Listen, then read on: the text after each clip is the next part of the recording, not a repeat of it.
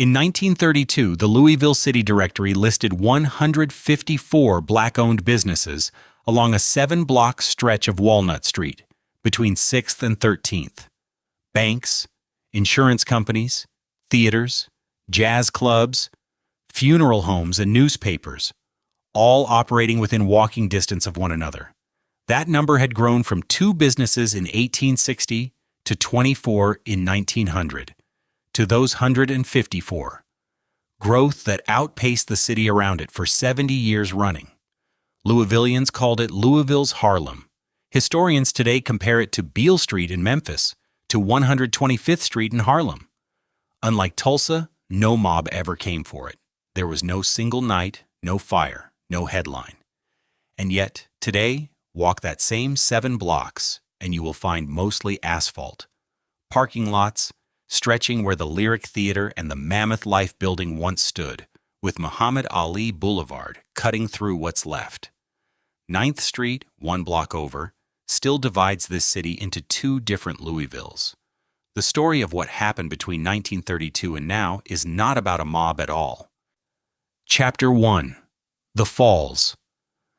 The Ohio River runs nearly 1,000 miles from Pittsburgh to its confluence with the Mississippi at Cairo, Illinois, and for almost that entire distance, it could be traveled without interruption. Almost, not quite. At one bend, a shelf of limestone breaks the surface and drops the river through a stretch of churning rapids, the only natural obstruction across the whole of that distance. Every flatboat headed downriver had to stop there. Every keelboat loaded with flour, whiskey, or tobacco had to unload there. Every trader moving cargo toward New Orleans had to hire wagons and local labor to carry his goods around the rapids before he could reload and continue south. The river did not care what a boat was carrying. It stopped all of them the same way, on the same stretch of Kentucky shoreline. Same reason every time. In 1778, a Virginia militia officer named George Rogers Clark understood what that obstruction was worth. Clark landed 150 soldiers and roughly 80 civilians on a small island at the head of the rapids that spring, a staging ground for a campaign against British-held forts in the Illinois country. The soldiers marched on. The civilians stayed, building cabins on the mainland shore, at the one point on the river where geology forced every westbound boat to come ashore, whether its crew wanted to or not. 2 years later, in 1780, the Virginia legislature approved a town charter for the settlement, signed by Governor Thomas Jefferson, and named it for a king who never crossed the Atlantic, Louis XVI of France. His support for the American cause was already being repaid in place names up and down the frontier. For half a century, the falls made Louisville rich the slow way.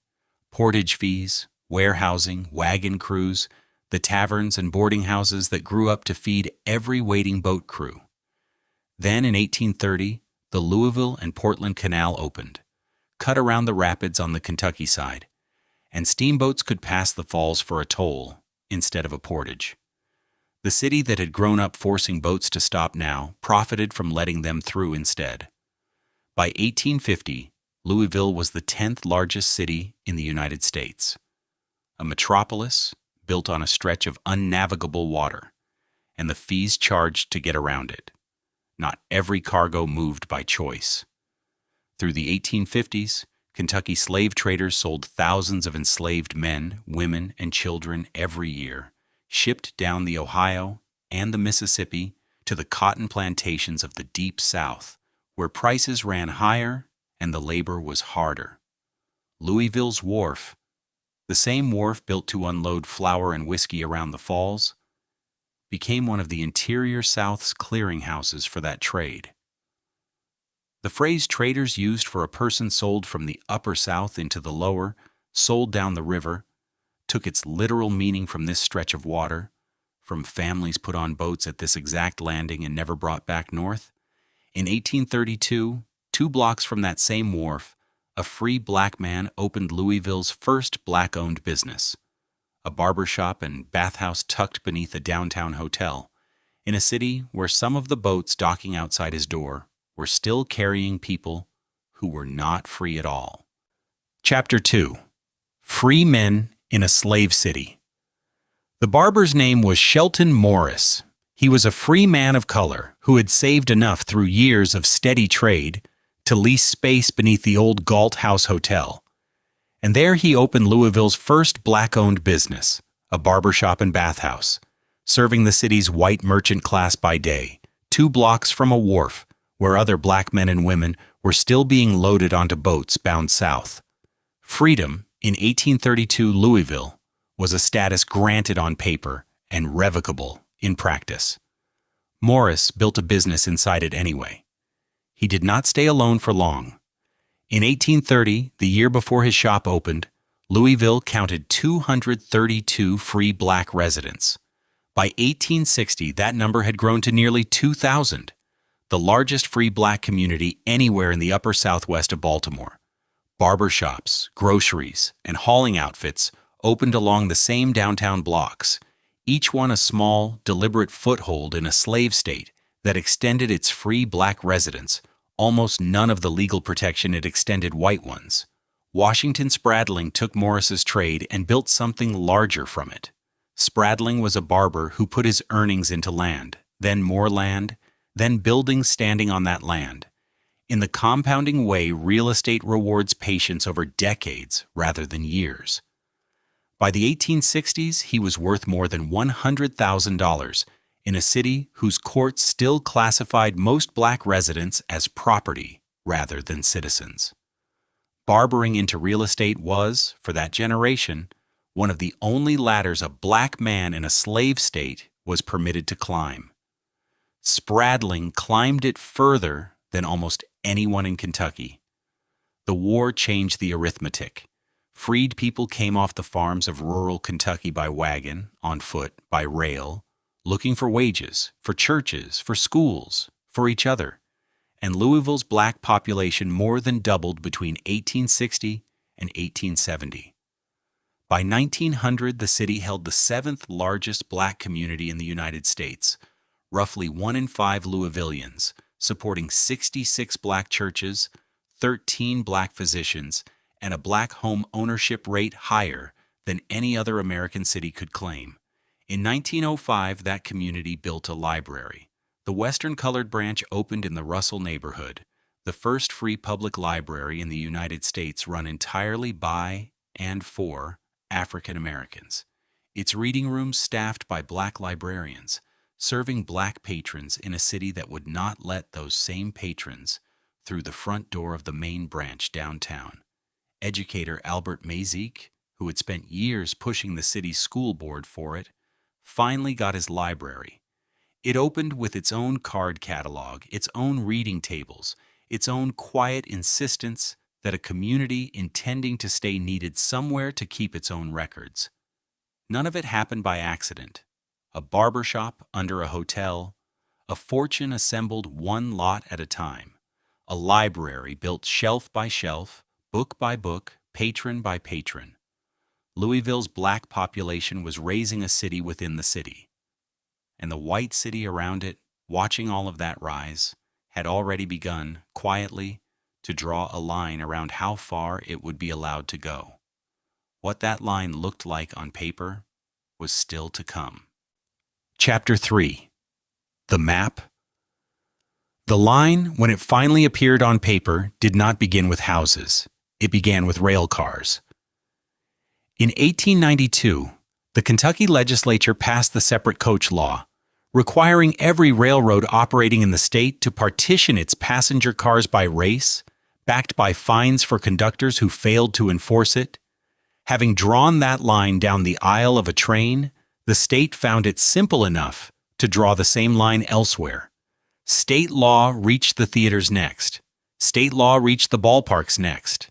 State law reached the hotels, which mostly skipped the partitions and refused rooms outright.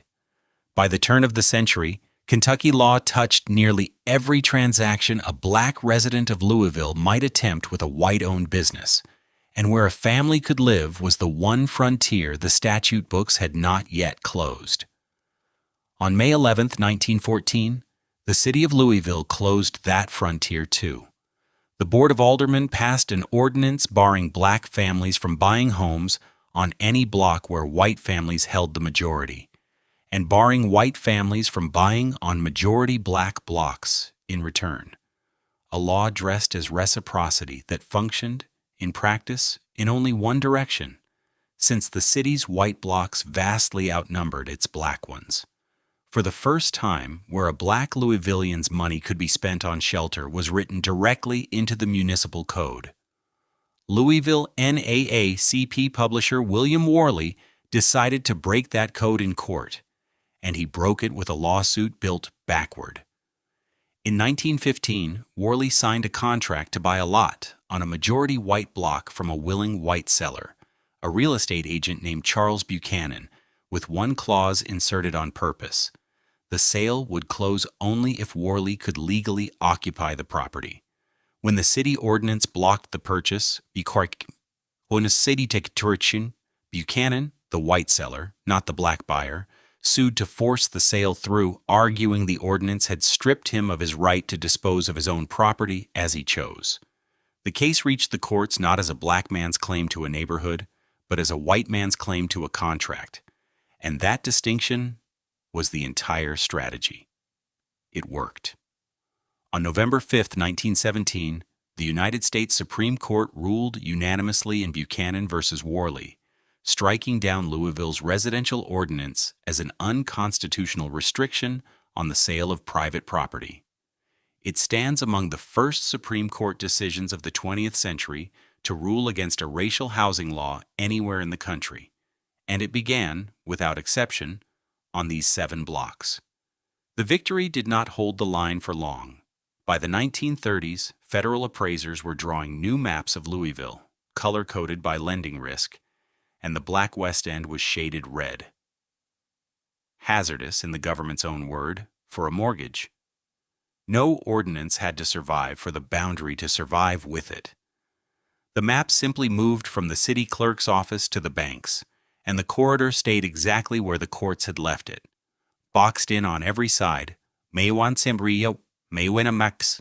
The money already inside that corridor had nowhere left to go but up. On Thanksgiving Day, 1914, the same year the ordinance was signed, a cornerstone was laid at 10th and Chestnut. Chapter 4. The Temple and the Company. The cornerstone went into the ground at 10th and Chestnut on Thanksgiving Day, 1914, and what rose above it over the next 2 years was not a modest building. The Knights of Pythias Temple would stand 6 stories, cost $130,000, something over $4 million in today's money, and carry the name of architect Henry Wolters, a white Louisville firm hired to design a black institution's most visible monument. A drugstore, a movie theater, and a restaurant filled the ground floor. Hotel rooms and doctors' offices filled the floors above them. A ballroom and a roof garden crowned the top, the kind of amenity a downtown white hotel would advertise, built instead for a membership the downtown hotels would not seat. By 1925, the building was large enough to host the National Black Pythian Convention, and Louisville's newspapers predicted 25,000 members would arrive for it, marching behind a parade of 40 bands. A fraternal lodge had built itself a headquarters with a drugstore, a theater, a hotel, and a roof garden inside one structure. Because its members had nowhere else in the city, those services were reliably sold to them. Insurance was the industry that made a building like that possible, and insurance in Black America in 1915 was not a convenience. It was a necessity manufactured by refusal. White-owned insurers turned black applicants away outright. White-owned insurers accepted the ones they did insure at premiums, structured to make the policies barely worth holding. White-owned insurers wrote the fine print that let a claim vanish the moment a black policyholder's family needed it to pay for a funeral. Denied a product other Americans took for granted, black communities in city after city built their own, collected in nickels and dimes, door to door, week after week. Louisville's corridor, already compressed by the ordinances and the appraiser's maps, had exactly the density of customers such a company required. On July 12, 1915, 4 black businessmen signed the incorporation papers for the Mammoth Life and Accident Insurance Company. 4 men pooled what savings they had. 4 men bet an industry that had shut them out that they could run a better version of it themselves. One of the 4 was Henry E. Hall, born in 1876 in Henderson, Kentucky, the son of parents who had worked a tobacco factory floor. Hall graduated from Hampton Institute, taught school for a time, and arrived in Louisville's black business district already carrying the 2 credentials the corridor prized most: an education and a willingness to organize. Kentucky's insurance regulators refused Mammoth Life a license on its first application.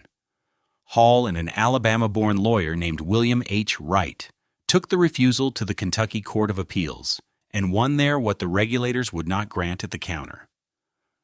Wright was not finished with Kentucky's banking and insurance rules. That fight was still ahead of him. A company that had just won the right to exist would, within a decade, need a building to match the temple 3 blocks away. And that building's story belongs to Walnut Street itself. Chapter 5. The Banks of Walnut Street. 3 blocks from the Pythias Temple, at 604 West Walnut Street, Mammoth Life began raising its own headquarters around 1925. 6 stories of brick and stone, designed by the Joseph & Joseph architecture firm, a white-owned practice responsible for some of downtown Louisville's most visible commercial addresses, hired here to build a black-owned company's monument instead. The stone the architects chose ran heavy and pale up the first floors before the brick took over above it, cut and set, the way a vault door is set rather than a storefront. Not decoration, but permanence. Stone selected by men who intended the company to still be collecting premiums inside that same facade a century on. By the time the building opened, Mammoth Life carried policies in 8 states and employed roughly 750 people, the largest black-owned business anywhere in Kentucky. The same block held the Lyric Theater, 700 seats under a marquee that lit the sidewalk every evening. The insurance offices went dark. Actuaries kept the block solvent by day. A movie screen kept it lit by night. Between the 2 of them, one 7-block stretch of Walnut Street was now producing what a segregated city had never intended to allow: compounding money, and somewhere for that money's owners to spend an evening. Banking came next, and it came from 2 directions at once. In 1921, First Standard Bank opened its doors with $50,000 in capital, one of the first black-owned banks chartered anywhere in Kentucky. Its assets passed $600,000 by 1928, a 12-fold rise in 7 years. The bank's president, Wilson Lovett, had been a stenographer at the Tuskegee Institute before Louisville's black business corridor asked him to run a financial institution instead. At Tuskegee, he had once coached the school's first basketball team through a full season without a loss. An undefeated record he carried into a boardroom the way another man might carry a law degree. Proof, before the ledgers ever opened, that Lovett knew how to finish what he started. On February 18, 1922, William H. Wright, the same lawyer who had carried Mammoth Life's licensing fight to the Kentucky Court of Appeals 7 years earlier, opened American Mutual Savings Bank at 608 West Walnut. Wright had said he was not finished with Kentucky's banking and insurance rules, and this was the finish. A second black-owned bank, 1 door down from the first, underwriting home loans in a corridor no white institution would touch. The loans turned hundreds of renting black families into homeowning ones. The same loans financed the construction of black churches up and down the West End. Where white banks would not lend, where white appraisers would not value, where white insurers would not underwrite, Walnut Street now ran its own credit machinery. Inside the exact corridor, federal maps would soon start marking hazardous. By 1928, the corridor held 2 banks, an insurance company with policies in 8 states, a 6-story stone headquarters, and a theater lit every night of the week. It had built in a decade the credit system a segregated city had refused to build for it. Then, in October of 1929, something else arrived. On Chapter 6, The Crash. The thing that arrived in October of 1929 did not announce itself on Walnut Street the way it announced itself on Wall Street. There was no ticker, no trading floor, no single Tuesday the newspapers could later point to and call the day everything changed. What arrived instead was slower and, in its way, crueler. A national contraction that reached the corridor by way of the customers who kept it running. The men and women who cut tobacco, hauled freight, and staffed the kitchens and laundries of white Louisville were, across the city, among the first let go, the first sent home, the first told there would be no next week's wage. A bank's ledger is only as strong as the wages standing behind the deposits in it. The deposits went first, man by man, family by family, the money drained out of First Standard and American Mutual, not in a single run on the doors, but in the steadier, quieter arithmetic of withdrawal outpacing deposit, month after month, through 1929 and into 1930.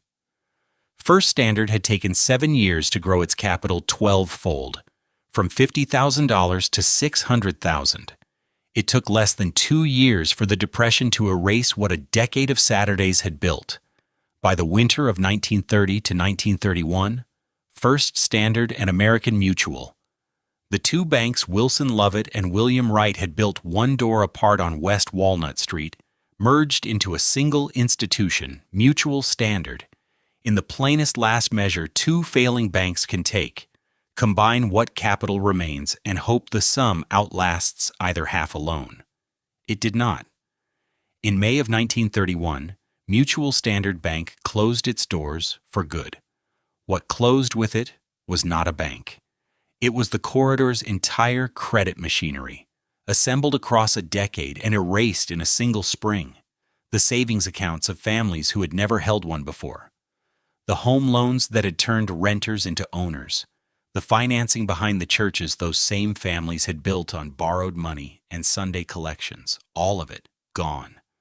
No black-owned bank would open in Louisville to replace them. Not that year, not that decade, not ever again. What became of Wilson Lovett and William Wright once the doors closed, the surviving record does not say. And yet, the street did not go quiet. Louisville's black press had been building a different kind of capital since long before the banks failed, and it kept building straight through the collapse. The Louisville Leader had been founded in November of 1917 by I. Willis Cole, who put $50 into a hand press and a mailing list and grew it, over the better part of 2 decades, into a paper with 20 employees and a circulation of 20,000 by the 1930s, larger by the time the banks closed than either bank had ever counted in depositors. Its motto ran across the masthead every week: we print your news, we employ your people, we champion your cause. In 1933, a second paper, the Louisville Defender, joined it. Publisher Frank Stanley Sr. would run the Defender for nearly 4 decades. The banks were gone. The businesses were not. Within months of Mutual Standard's closing, the corridor had already begun rebuilding toward a density it had never reached before. Chapter 7. Saturday Night on Walnut Street. 2 black-owned businesses in 1860. 24 by 1900. By the time the corridor had rebuilt past its own depression, the number sitting in the 1932 city directory was 154. 154 businesses, packed into 7 blocks, more density than the street had carried at any point before the banks failed. Insurance offices now filled the ground floors, where First Standard and American Mutual had once kept their vaults. The 2 banks were gone, but the halls they had built still stood, still doing business under other names. The Grand Theater held 701 seats at 611 West Walnut. The Lyric held 700 more, 3 blocks up. The Walnut Hotel at 615 West Walnut kept its rooms booked with the touring performers the corridor's clubs brought in and the traveling businessmen its insurance offices entertained. Funeral homes, law offices, dress shops, and print shops filled in whatever storefront still stood empty until the 7 blocks held more black-owned businesses than any comparable stretch in Kentucky's history, before or since. Historians who study the Strip today reach for the same 2 comparisons, almost by reflex: Beale Street in Memphis, 125th Street in Harlem. A Kentucky corridor measured against the 2 most famous black commercial streets in the country, and by the count in that 1932 directory, not smaller than either. Picture Walnut Street on a Saturday night in 1948. The marquees at the Lyric and the grand throw light onto ticket lines 3 and 4 deep, both box offices working at once, while streetcars clang past the Walnut Hotel and let out passengers still dressed for travel. At the corner of 6th, pharmacist Frank Moorman, grandson of a man who had been born enslaved, fills prescriptions at Central Drug past 9 o'clock, the register still ringing over the noise from the sidewalk. 3 blocks over, the Falls City Chamber of Commerce, the corridor's own chamber, counts more than 60 member businesses on its rolls: printers, undertakers, realtors, restaurant owners, a commercial directory. No white chamber in Louisville had ever offered to print for them. A city within a city, built behind a wall of segregation and thriving in spite of it. In 1938, at the corridor's far western end, 13th Street got its own room. The Top Hat opened that year at 13th and Walnut, and behind its bar ran a serpentine strip of glass block, wrapped floor to ceiling in neon, curling the length of the room in one continuous coil of cold, blue-white light that lit every bottle and every face along the counter. Ella Fitzgerald played there. So did Duke Ellington, Billie Holiday, Sarah Vaughan, Louis Armstrong, and Coleman Hawkins. 6 of the most recognized names in American music, passing through one room on one Louisville street. Touring acts of that caliber typically booked a week in the city at a stretch, filling downtown theaters for audiences the box office would not seat together. Once those downtown houses went dark for the night, the same musicians made their way to Walnut Street, where the after-hours sets actually happened. Louisville-born singer Helen Humes came out of exactly that circuit. She would go on to replace Billie Holiday in Count Basie's band, a voice trained on Walnut Street carried onto a national stage. Nothing about that street in 1948 looked unfinished. It was as dense as it would ever get, as lit, as loud, 154 businesses deep, and still filling in the gaps between them. And somewhere downtown that same year, in a filing cabinet that had nothing to do with the Top Hat, or the Lyric, or Central Drug, sat the paperwork that would end all of it. Not a mob, not a fire, not the depression the street had already survived once. Paper. Chapter 8: The Documents and the Bulldozers. The filing cabinet sat in a planning office downtown, and nothing about it looked like an instrument of destruction. It held reports, bound and stamped and dated, the ordinary paperwork of a city government going about its ordinary business. In 1931, the city retained a planner named Harland Bartholomew to draft Louisville's first comprehensive plan, a document meant to lay out the city's growth for the next generation. Its zoning districts, its arterial roads, its long-range vision of where the city would expand and where it would not. The following year, the same planning office produced a second study, narrower in scope and considerably blunter in its title: The Negro Housing Problem in Louisville. No euphemism softened it, no qualifying clause. A city government in 1932 had put the word problem in a report title and attached it directly to the presence of black residents inside its limits. In the same year, Walnut Street's own directory counted 154 businesses, thriving 7 blocks away. Then, In 1949, the Federal Housing Act arrived, offering cities across the country substantial funding to clear what the act called slums and rebuild in their place.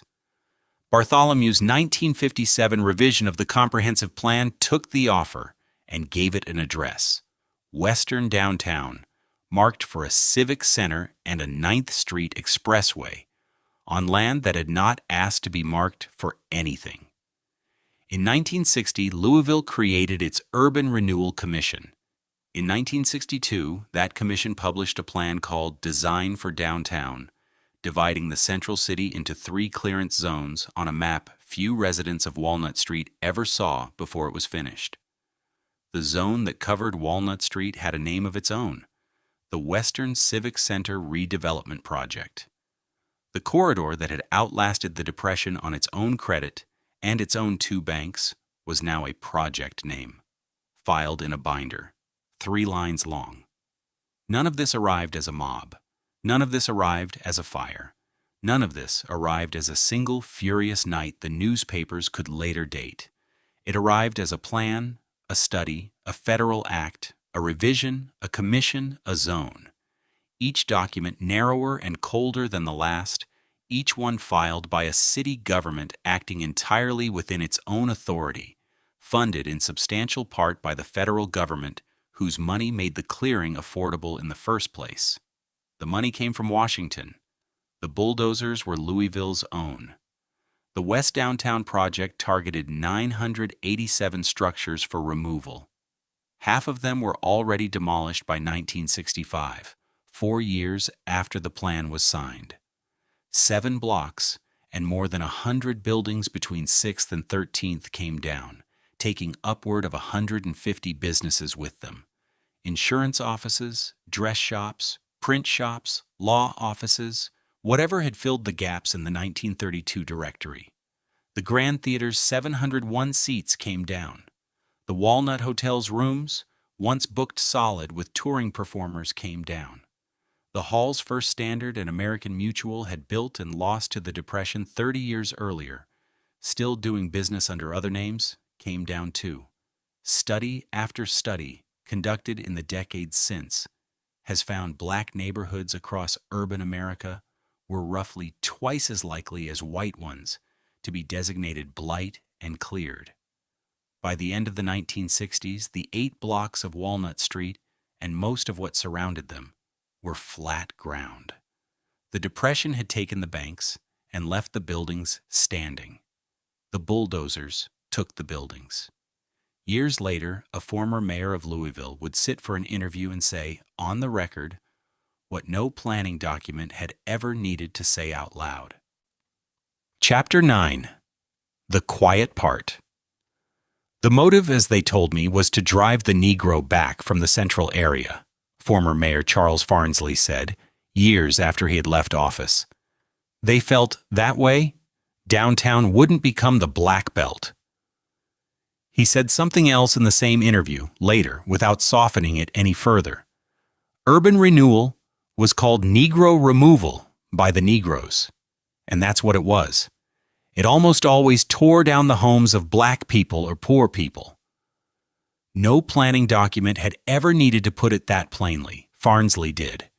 The wrecking ball had already leveled Walnut Street 7 blocks by the time the highways arrived to finish the rest.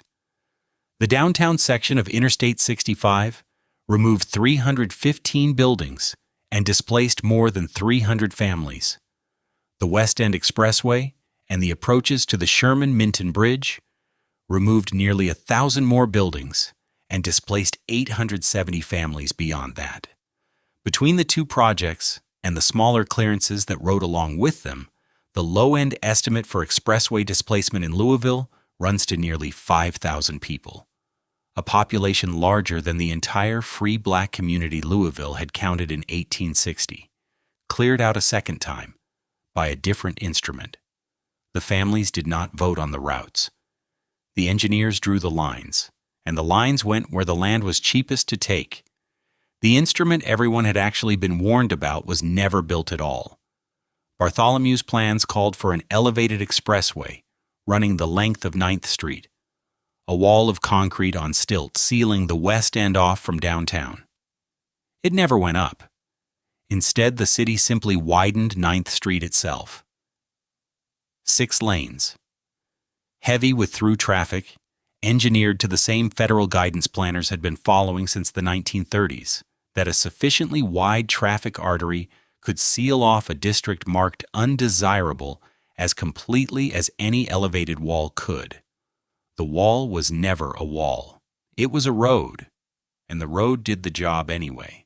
The city had promised a civic center. The city had promised a shopping mall. The city had promised a museum and new housing, rising on the cleared land once the dust settled.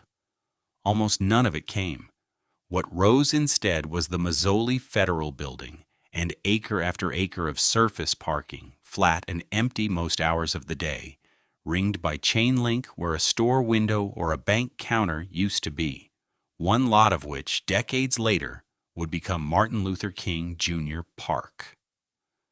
The Lyric Theater ran its last double feature in 1960 and came down with the rest of its block. The Top Hat was demolished with its corner not long after. Only Mammoth Life held on, its 6-story stone headquarters still collecting premiums through the demolition happening around it, through another generation of business until 1992 when the company was folded into Atlanta Life and its Kentucky offices closed for good. The stone built for a century had almost made it. By May of 1968, the corridor was gone, the highways were finished, and 9th Street carried its 6 lanes of traffic exactly as designed, sealing the West End off from downtown the way the elevated expressway never had to.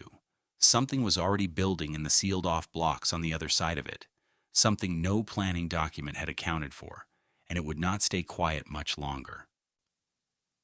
Chapter 10. West of 9th. On the evening of May 27, 1968, at the intersection of 28th and Greenwood in the Parkland neighborhood, a rumor about a police beating drew a crowd, and the crowd did not disperse. What followed was not planned by anyone who lived there. Windows broke. Fires started. By the following week, roughly 2,000 National Guardsmen occupied the west end of Louisville, rifles slung, patrolling streets 4 miles from where the Lyrics marquee had once thrown light onto a ticket line. 2 black teenagers were killed. 472 people were arrested. The riot lasted days. The consequence lasted decades. The white-owned capital that had already been drifting out of the West End for a generation now left it for good, and the economic ceiling that 9th Street's 6 lanes had begun in the early 1960s was, by the end of that summer, complete. 10 years after that, on a night in November of 1978, the Louisville Board of Aldermen took up a proposal to rename what remained of Walnut Street. The vote was 6-5. Walnut Street, the 7 blocks where 154 black-owned businesses had once operated between 6th and 13th, the 7 blocks the city had spent 4 years bulldozing, would now carry the name of Muhammad Ali.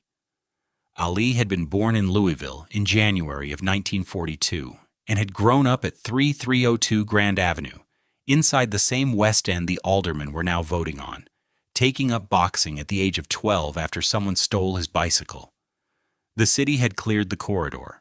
The city had then put its most famous son's name on the empty ground where the corridor used to be. Within months, 12 of the 70 new street signs bearing his name were stolen. 9th Street itself is still there, 6 lanes of it, and it now marks one of the starkest dividing lines recorded in urban America. The gap runs 16 years in life expectancy, about 65 west of 9th Street, about 81 in eastern Jefferson County. The gap runs to 58% in child poverty in the West End, against 24% for the metro area as a whole. The gap runs to less than half in median household income, West End against metro. It is like night and day once you cross over 9th Street, Russell Neighborhood Association President Haven Harrington has said. The counter-movement, when it came late and came small against the scale of what preceded it. On December 12, 2016, the federal government awarded Louisville a $29.5 million Choice Neighborhoods grant to rebuild Russell. Beecher Terrace. The segregated housing project built in 1941 that had absorbed families displaced from Walnut Street a generation earlier was demolished and rebuilt as mixed-income housing in 4 phases totaling more than $213 million. Norton Healthcare built a $53 million sports and learning center nearby. A new hospital for the West End was announced, the first the district had seen since 1845. On February 12, 2021, a nonprofit reopened the Top Hat as a cafe on West Muhammad Ali Boulevard, borrowing the name of the club the Bulldozers had taken decades earlier. On December 10, 2024, a historical marker went up at 13th and Muhammad Ali, and the corridor received an official designation, Old Walnut Way. The Fraser History Museum now runs a standing exhibit, West of 9th, Race, Reckoning, and Reconciliation. The city's reimagined 9th Street project is studying whether the 6 lanes that sealed the West End off can be narrowed. None of it undoes the accounting. All of it is real. Walk Muhammad Ali Boulevard today, west from 6th Street. At 604, the Mammoth Life Building's stone facade is still standing. The same pale stone cut in 1925 to outlast a century, hidden for years behind sheet metal from its decades as a bank branch, a facade built to be seen, then covered over anyway. At 13th, where the Top Hat's neon once curled its cold blue-white light the length of the bar, there is a marker, a cafe, and open sky. The parking lots between them are quiet on a weekday afternoon. 9th Street is still 6 lanes wide, carrying its traffic the way it has carried it since the expressway was never built, and the road became the wall instead. The district is gone. The wall is still there,